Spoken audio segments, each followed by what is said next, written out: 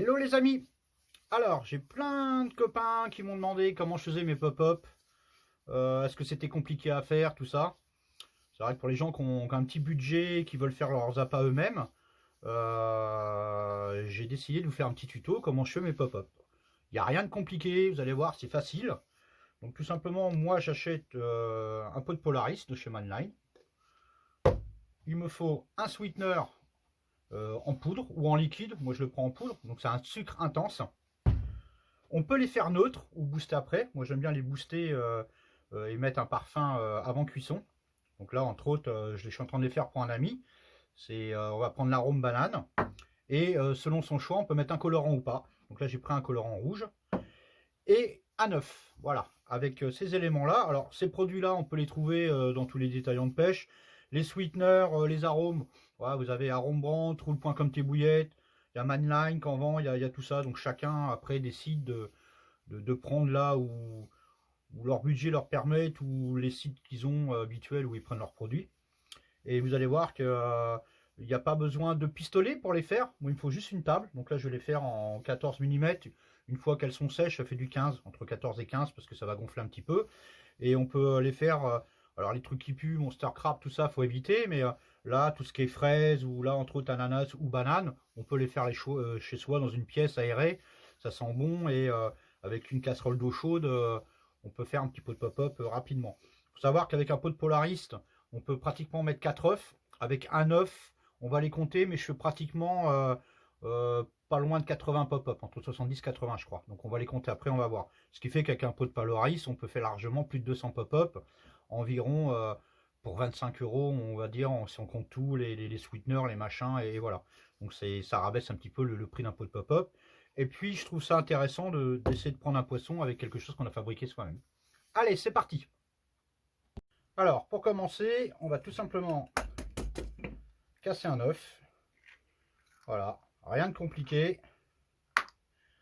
On va rajouter notre sucrant qui est un sweetener, donc un sucre intense, à peu près 5-6 grammes, ça équivaut à une bonne cuillère à café.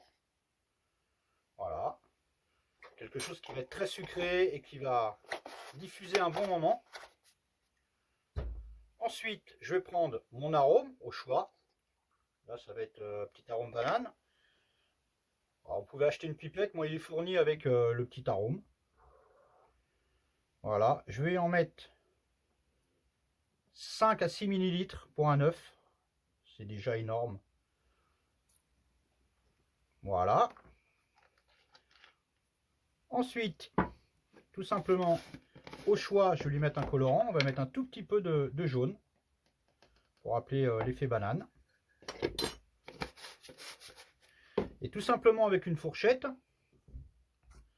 on va commencer à touiller et à mélanger. Jusqu'à ce que ça soit uniforme. Ah, ça sent super bon la banane. J'en ai fait avant-hier au Monster Crab, c'était pas la même odeur. Voilà. Passez un bon moment quand même à bien mélanger, surtout le colorant là qui est en poudre.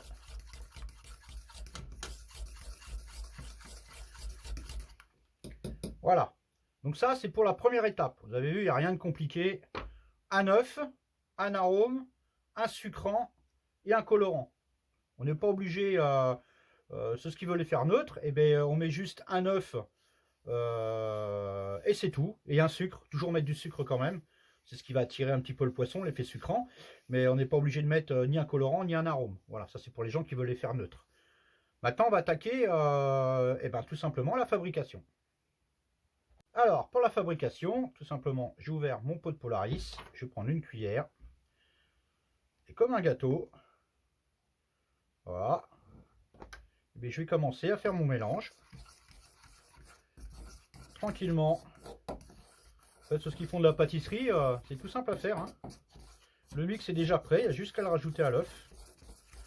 Voilà, prendre son temps pour mélanger. Bien éclater les grumeaux.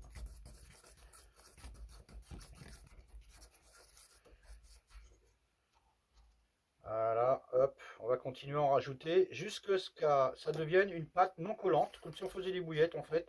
ou une pâte à gâteau, hein. Voilà, tout simplement.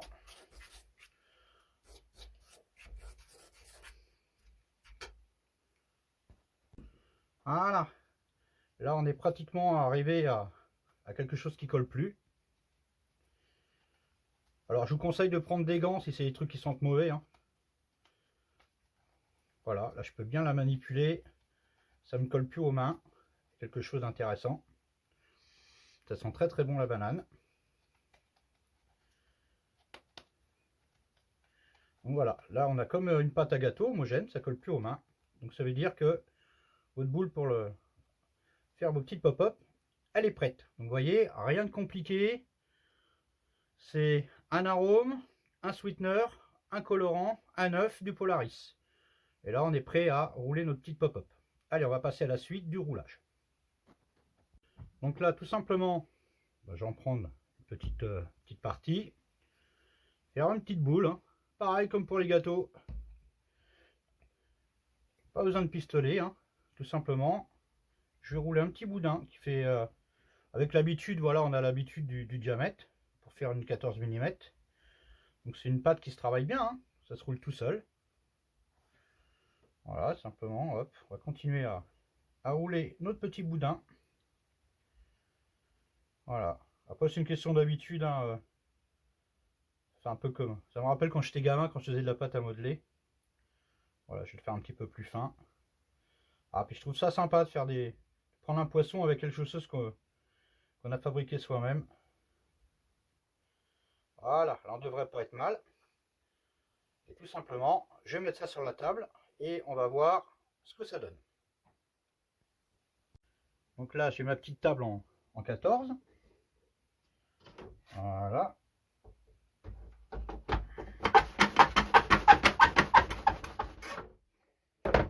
Et voilà. J'ai une qui est tombée. Hop. Prendre mon petit panier à friteuse. J'ai fait des petits dumbbells en même temps. Parce que je sais que c'est pour mon ami Kevin. Je sais qu'il aime bien les petits dumbbells aussi. Donc je vais faire quelques petits dumbbells. Et lui faire des petites rondes en même temps. Voilà, je lui ai fait quelques dumbbells. Alors pour faire des dumbbells, simplement, il suffit de mettre un petit peu moins de pâte. Et ce qui fait que ça allonge la bouillette, au mieux qu'elle soit ronde. Ça vous fait comme un petit berlingot. Voilà, je sais que lui il aime bien, moi aussi. Maintenant, on va en faire un petit peu plus ronde. Voilà, cette fois-ci, elles sont bien rondes. Voilà, ça fait des petites 14 mm. Hop, je mets ça dans mon petit panier.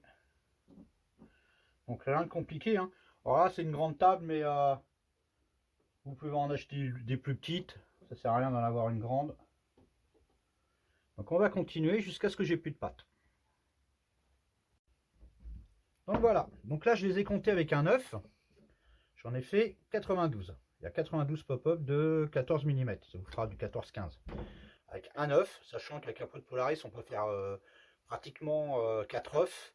Donc on n'est pas loin des 380 pop-up pour 25 balles en gros.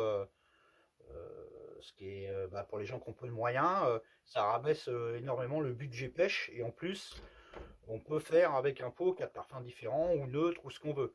Alors on peut y rajouter des farines de poisson solubles, des épices dedans. Toujours à faire attention à ce que ça n'empêche pas la flottaison.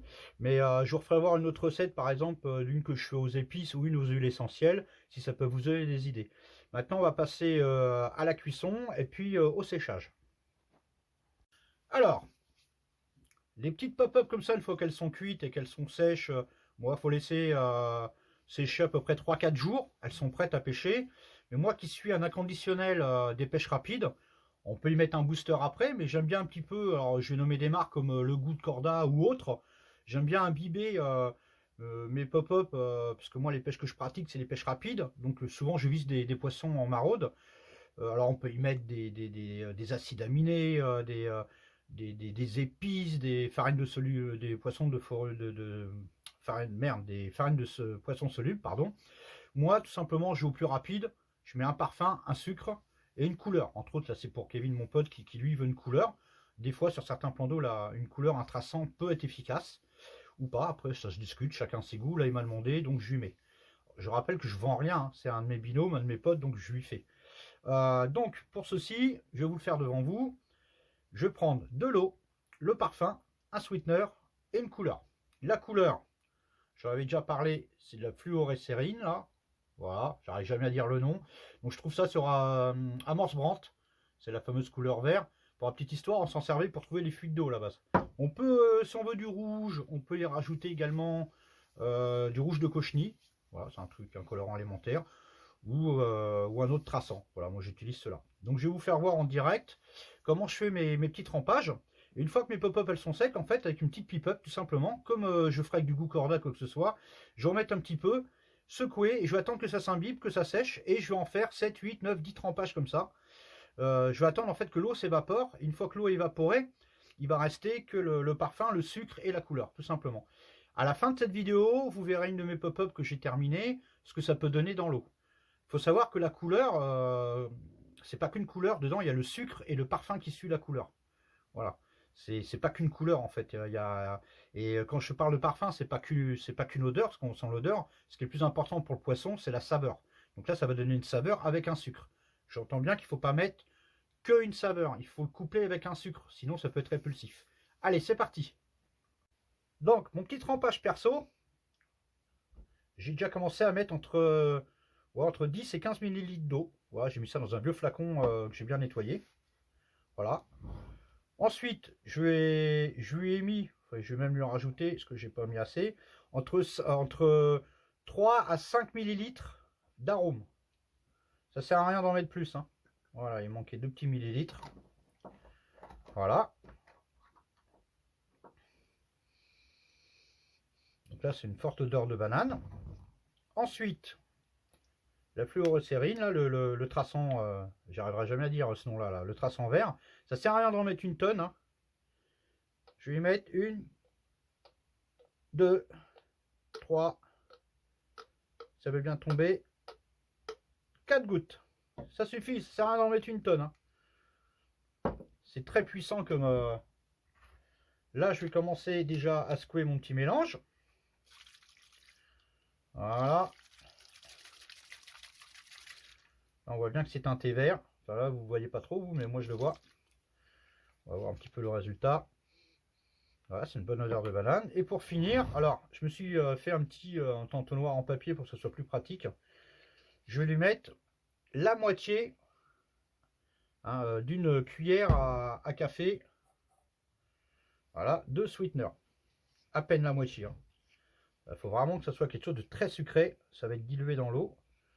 Voilà, tout simplement. Alors, je vais vous le faire voir à la caméra. Voilà, grâce au petit manchon, c'est plus pratique à mettre.